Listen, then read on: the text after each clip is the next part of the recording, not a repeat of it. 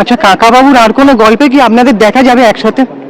কাকাবাবুর আর কোনো গল্পে আপনাদের একসাথে দেখা যাবে? এই চরিত্রটা এসছে যখন, এটা এবারে এটা থাকবে হয়তো, কতটা আচ্ছা, থাকবে আচ্ছা, জানি আচ্ছা। না, বাট এই চরিত্রটা কাকাবাবুর, এই বিভি শর্মার চরিত্রটা সঙ্গে তৈরি, এবং যখন যেখানে দরকার হবে এই চরিত্রটা করবে।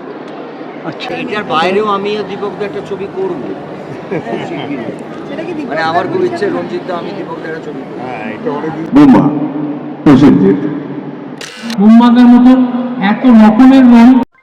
শুনলে তো, এই প্রশ্নটা বুম্বাদাকে আমিই করেছিলাম যে কাকাবাবুর আর কোনো গল্পে আপনাদেরকে দেখা যাবে কিনা।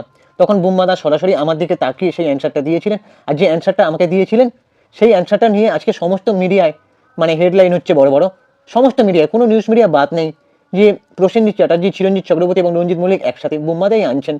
সো ভালো লাগছে যে আমার উত্তরটা নিয়ে একটা খবর তৈরি হয়ে গেছে সারা নিউজ মিডিয়ায়। আমি যদি সামনে থাকতাম ভাইরাল হয়ে যেতাম।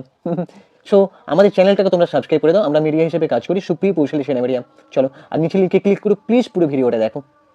Stay connected. Thank you, tata, ভালো থেকো সবাই।